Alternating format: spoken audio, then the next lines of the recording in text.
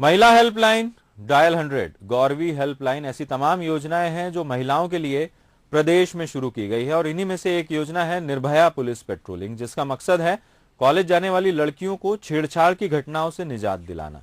लेकिन Nirbhaya patrolling van अब गायब हो चुकी है। बंसल न्यूज ने इंदौर के कई कॉलेजों के बाहर इस पीसीआर वैन को ढूंढा, उसके बाद भी ये वैन कहीं नजर नहीं आई। इंदौर में 100 से ज्यादा कॉलेज, जिसमें से 10 कॉलेज तो केवल लड़कियों के लिए।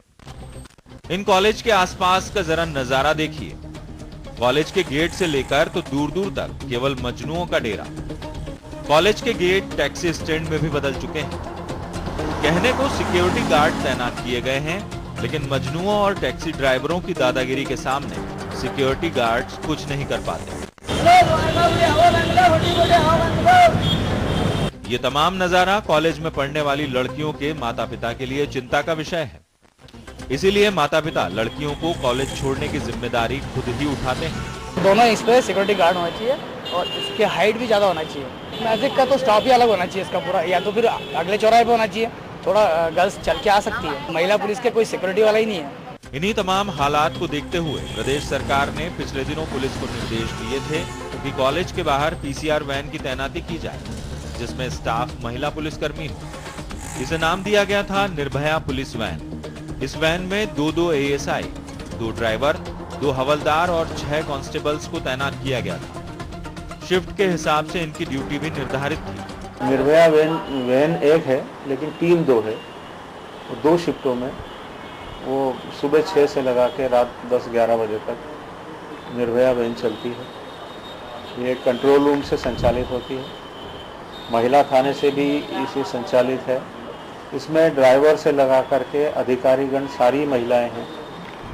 और ये विशेषकर महिला मामलों में अगर कोई भी सूचना मिलती है पूरे शहर में, तो ये उसको कवर करती है और उनकी समस्याओं का समाधान पहुंचाना, उनको तत्काल मदद उपलब्ध कराना, ये चलता है। पिछले साल इसे शुरू किया गया था। ये भी तय किया गया कि हर महीने 190 लीटर डीजल इस वैन को दिया जाएगा। वैन 15 महीनों तक सड़क पर दौड़ी, एक कॉलेज से दूसरे कॉलेज। इस तरह से खर्च हुआ 2850 लीटर डीजल, यानी करीब 2,22,000 रुपए का डीजल। अब तनख्वाह का हिसाब भी देख लिया जाए। पीसीआर वैन में 12 पुलिसकर्मियों को तैनात किया गया था, जिनका वेतन बनता है करीब 1 लाख रुपए। और इस 15 महीने में इन्हें 15 लाख रुपए तो बांटा ही गया है, यानी इस तरह से पूरा खर्च हुआ करीब 17 लाख रुपए। मगर इतना पैसा खर्च करने के बाद भी लड़कियां खुद को महफूज नहीं समझती। यहाँ पे कोई सिक्योरिटी नहीं है बिल्कुल भी। मैं यहाँ पे डीएवी हॉस्टल में रहती हूँ, वहाँ से मैं कोचिंग जाती हूँ नौलखा पे। तो वहाँ से जब जाती हूँ तो बहुत अजीब लगता है। सब ये लड़के वगैरह सब वैसे पीछे से आवाज अलग अलग कमेंट्स करके जाते हैं, तो बहुत अजीब लगता है।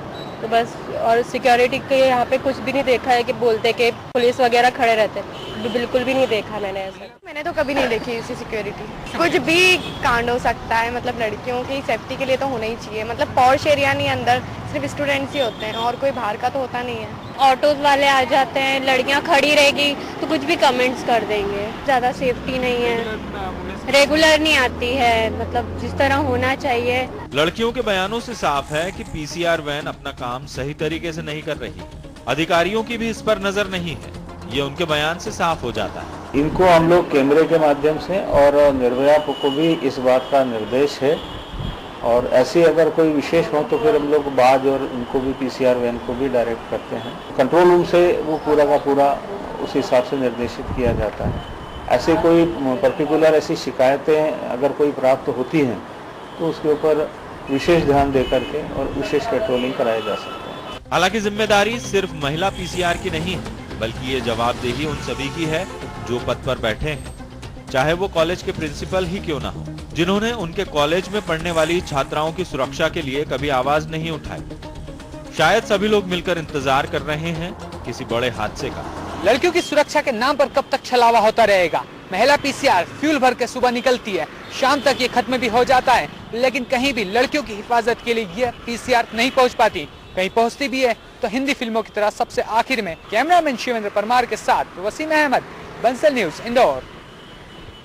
वसीम से बात करते हैं, इंदौर से हमारे साथ जुड़ गए हैं। वसीम, वाकई में चौंकाने वाली बात है पिछले साल इसे शुरू किया गया था, लेकिन अब तक निर्भया जो है वो अब दिखाई नहीं दे रही सड़कों पर। और बंसल न्यूज ने जानने की भी कोशिश की, अधिकारियों की नजर क्यों नहीं है।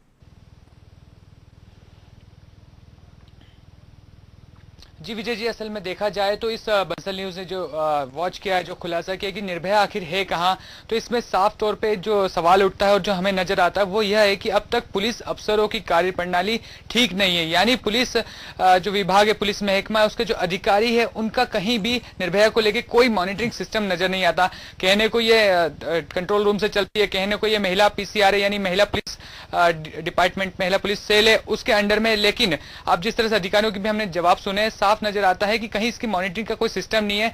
यानी जब निर्भया कांड हुआ था, दिल्ली गैंगरेप हुआ था, उसके बाद शायद जब 6 महीने बाद इसे शुरू किया तो महज औपचारिकता के लिए शुरू किया गया था, सिर्फ एक दिखावे के लिए शुरू किया गया था, क्योंकि करीब 1.5 साल बाद भी ये जो निर्भया वैन है ये कहीं पर ऐसी कोई कार्रवाई करती नजर नहीं आई जिससे लड़कियां ये समझे कि वो महफूज है।